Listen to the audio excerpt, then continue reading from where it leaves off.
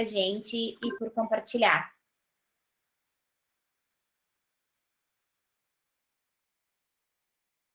Posso compartilhar a tela? Pode sim. Deixa eu ver aqui se vai dar certo. Compartilhar a tela inteira, né? Isso, daí tu não vai mais ver a gente. Tá. Deixa eu abrir aqui.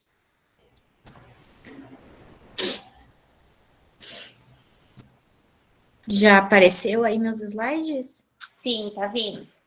Vocês me enxergam também? A gente vê você e vê os seus slides. Só vou pedir para te tirar aquele ocultar, clicar no ocultar ali, Vani.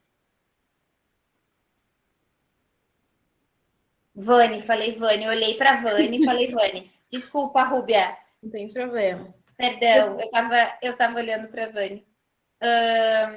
Rúbia, obrigada então. Pode começar, a gente está te vendo e está te ouvindo. Tá me ouvindo bem? Sim, bem tranquilo. Então, pessoal, eu vou falar um pouquinho sobre as práticas integrativas e complementares em saúde, conhecida como as PICs, tá? Eu sou a doutoranda Rúbia, então, depois no final eu vou falar um pouco sobre a minha pesquisa, que envolve uma prática integrativa, né? Professora Michele, que é minha orientadora, e co-orientador, professor Márcio Rossato, que é área de enfermagem. O que eu trouxe hoje para a gente ver? Então, o que são e para que servem as PICs? Falar um pouquinho da Política Nacional de Práticas Integrativas e Complementares em Saúde. Quais são as que são disponibilizadas pelo Sistema Único de Saúde, né? Quais as aplicações e os serviços que nós temos dentro da UFSM que contemplam PICs para a população acadêmica e para a população em geral. E também qual é a utilização das PICs na fonoaudiologia. Então, no início do século XX, aconteceram novas descobertas na mecânica quântica, né? Por meio do Albert Einstein, de Max Planck. O que eles descobriram, né? Eles começaram a interpretar, estudar a matéria e fizeram uma nova interpretação da matéria. E viram que tinham manifestações de energia, né? Daquela vibração das moléculas, das partículas, dos átomos. E a partir dali, começou um novo entendimento do ser humano. Eles entenderam que o ser humano, ele é proveniente, assim, ele tem inúmeras interconexões e correlações entre vários processos de observação e mediação, né? Foi abrindo um leque de imaginação, de possibilidades, de interpretações em relação ao ser humano. E a partir dali também surgiram novas terapias, né? Outro entendimento, e surgiram as abordagens holísticas. Então, a gente pode ouvir no dia a dia terapia holística, terapia integrativa, prática integrativa, e tudo corresponde às PICs, tá? Que une o saber oficial e o saber popular. Leva, então, em consideração o sujeito na sua totalidade, né? Na sua complexidade pluridimensional. Então, leva em consideração as dimensões orgânicas, os aspectos emocionais, as questões mentais e espirituais. Então, o olhar se ampliou em relação ao ser humano a partir dessas novas descobertas da mecânica quântica. E o que são e para que servem as PICs? Hoje, né, nós temos esses recursos terapêuticos diferenciados que buscam prevenir doenças, né, e recuperar a saúde. Atualmente, nós temos 29 PICs reconhecidas pelo Sistema Único de Saúde. E esses recursos são denominados pela Organização Mundial da Saúde de medicina tradicional complementar, medicina tradicional complementar alternativa. Então, todas essas denominações correspondem às práticas integrativas e complementares em saúde, que elas foram inseridas, então, na atenção básica.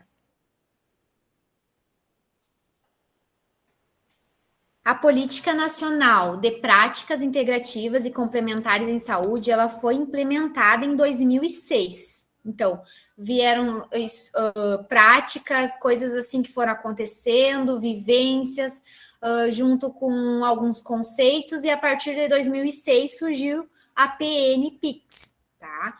Depois, em 2017, foram inseridas outras 14 práticas. E em 2018, mais 10 práticas foram incorporadas no SUS, totalizando hoje 9 PICs. Então, aqui vocês podem ver que em 2006 a gente tinha acupuntura, homeopatia, fitoterapia, antroposofia e termalismo. Depois foram mais 14. Algumas, eu acredito que vocês já tenham ouvido falar, né? Algumas ainda são novas no conhecimento da gente, né? E elas vêm ganhando cada dia mais espaço, né? Depois, em 2018, mais 10 práticas integrativas. E a minha pesquisa de doutorado contempla a barra de axis. Por que ela não está aqui inserida nessas 29 práticas incorporadas no SUS? Porque para a gente ter uma prática inserida, né, a gente precisa ter estudos, comprovação. Claro que tem relatos, já temos alguns estudos, mas precisam de mais estudos, comprovação científica para a gente conseguir inserir essa prática dentro das que são reconhecidas pelo SUS e poder ofertar por meio da atenção básica no Sistema Único de Saúde.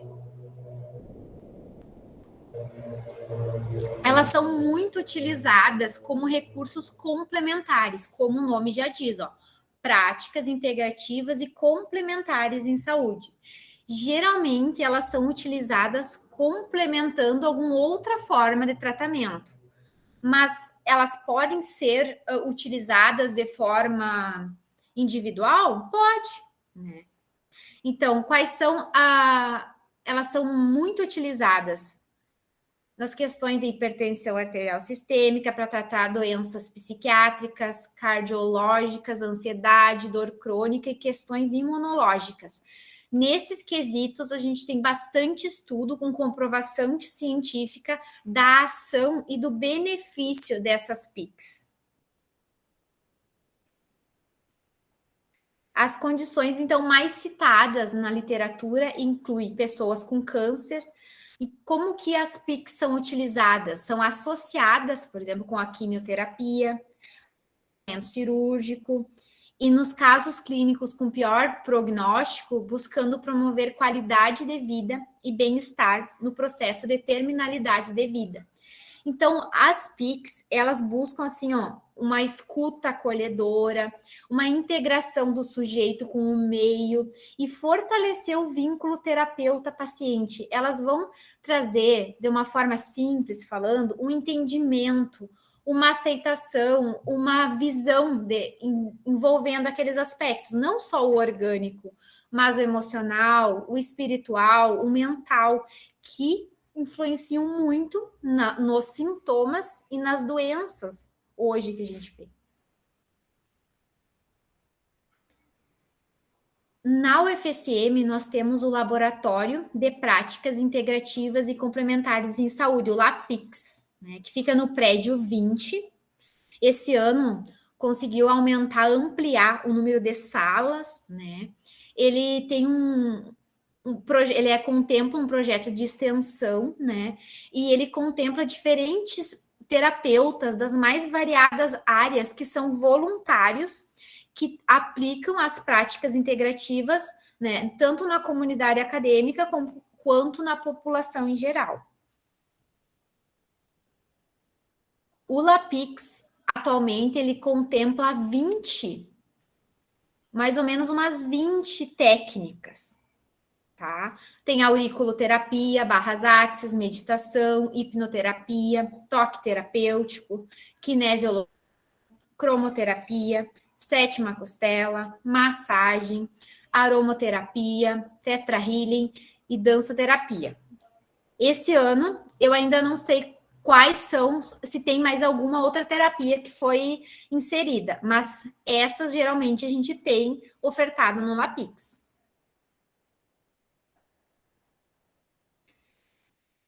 Então, eu vou falar um pouquinho agora sobre as PICs e a fonoaudiologia, né? A gente teve um parecer técnico, então, de 2018, que insere as PICs, né, nas diretrizes curriculares nacionais para a formação inicial de fonoaudiólogos. Antes disso, antes de 2018, existiam estudos, pesquisas com PICs? Sim, mas às vezes algo meio restrito, ou 2, 3 terapias. Então, esse parecer, ele veio com o intuito de ampliar, né, a formação desses profissionais, mas também demonstrar que, sim, o fonoaudiólogo pode aplicar uma prática integrativa e complementar. Ele pode associar uma forma de terapia a uma prática integrativa e complementar, para conseguir contemplar aquele paciente, aquele sujeito de uma forma mais ampla, né? E não focar só na doença, mas focar nele como um todo. E a gente teve um parecer em 2020 do Conselho Federal de Fonoaudiologia que dispõe sobre o uso profissional das fonoaudiólogos. Então, se alguém tinha alguma dúvida, posso utilizar uma prática integrativa? Sim. Eu busquei um estudo que aconteceu em João Pessoa, que é fonoaudiologia e práticas integrativas e complementares. Então, foi feito um estudo num centro de PICs, na atenção primária, para ver quais eram os profissionais que estavam ali e quais eram as queixas, quais eram as técnicas ofertadas, né? O foco era entender se existia um fonoaudiólogo ali ou não, né? E o que esse estudo mostrou? Que o fonoaudiólogo era o único que tinha em menor quantidade nesse lugar. Existia mais fisioterapeuta, outros profissionais, né, contemplando as PICs, né? E mostrou, agora vocês já vão ver, quais são as queixas fonoaudiológicas que apareciam nesse centro. E para mostrar a importância do fonoaudiólogo de participar desses centros multidisciplinares e de incluir as práticas integrativas, né, diante de algumas queixas, nas propostas de tratamento. Aqui eu trouxe, então, uma tabela deste artigo, né, revisão, né, quais as queixas fonoaudiológicas atendidas nesse centro de práticas integrativas? Então, dificuldade de atenção e concentração, alteração de memória, zumbido, tontura e problemas no labirinto, dor na articulação mandibular, bruxismo, rigidez na musculatura facial, paralisia facial, dificuldades para falar, rouquidão, cansaço para falar, respiração oral, flacidez da musculatura da face, dificuldade para mastigar e dificuldade para engolir, deglutir. Vocês acham, pessoal, que a gente consegue contemplar essas queixas por meio das práticas integrativas e complementares? Sim, né? Como que a gente pode contemplar? Por exemplo, tem muito estudo na parte de acupuntura, aurículo, né? Na parte ali do zumbido, tontura, ou questão de musculatura, questão de rigidez da musculatura. Então, só que não só isso, a maioria das práticas, elas buscam como um todo o equilíbrio, né? Daquelas condições orgânicas, mentais, espirituais, né? Emocional. Muito dessas queixas, elas podem ter relação com o emocional? Sim. Com a questão espiritual? Sim. Questões orgânicas que podem ser influenciadas por meio das PICs de forma indireta também. Por exemplo, eu aplico uma terapia que melhora a circulação sanguínea, melhora a imunidade. Eu posso mudar muita coisa por meio disso, né? E aqui, quais foram as práticas mais utilizadas nas reabilitações fonoaudiológicas? Segundo este estudo, acupuntura, floral, yoga, meditação, reiki, homeopatia e tai chi chuan, que é movimento corporal, que engloba questões de saúde, circulação e meditação. Depois vocês vão me falar se vocês conhecem alguma dessas, já tiveram alguma experiência. E eu trouxe aqui também uma revisão, né, sistemática que buscou ensaios clínicos randomizados, né, publicados entre 2010 e 2020 em pacientes normovintes com zumbido, tá? O que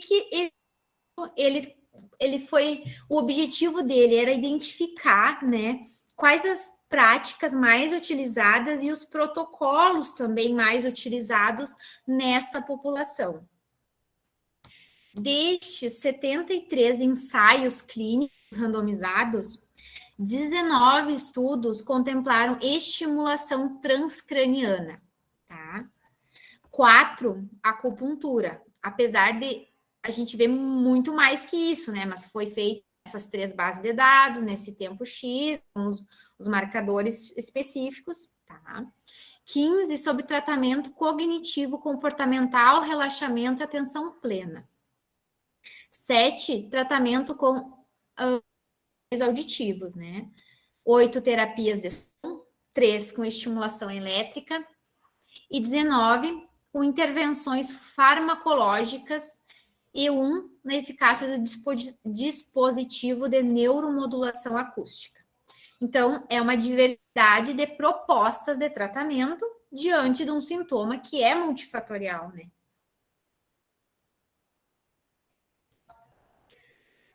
Aqui, pessoal, a gente tem os protocolos mais utilizados nesses estudos. Então, vocês podem ver o THI e EVA, estão quase sempre ali nos estudos, né? Aí tem outros, TFI, tem outros que vocês conhecem, depois a gente pode discutir quais a gente não conhece, quem sabe trazer em outro momento, né, para discutir. Eu trouxe aqui o TAQ, que é o questionário, né, de aceitação do zumbido, só para a gente ver, né? Eles são muito semelhantes em algumas coisas, né? Esse aqui, ele pergunta bem como que a pessoa está levando uma vida, se ela, estou levando uma vida plena, mesmo tendo zumbido crônico? Meu zumbido me levou a diminuir meu engajamento nas atividades anteriores? Minha vida está indo bem? Então, ele traz muitas coisas similares que o THI, que eu acredito que a maioria já tem oportunidade de ter conhecido, de ter estudado.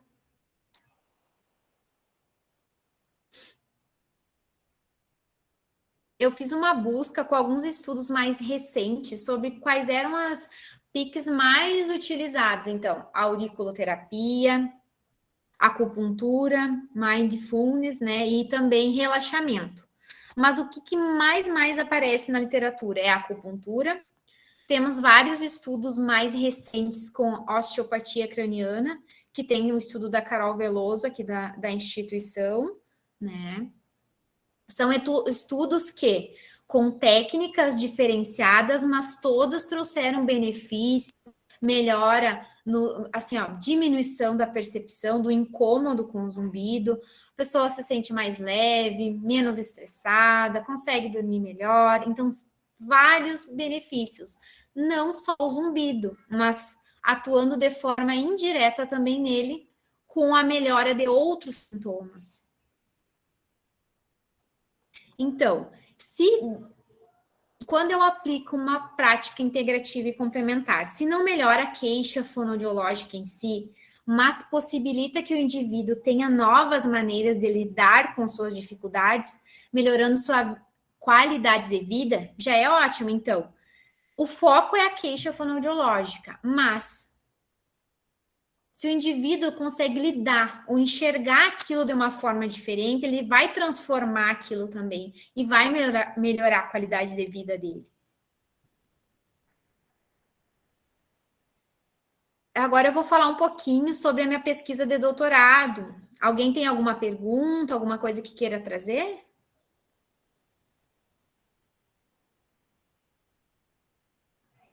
Então tá. Rubia, só te perguntar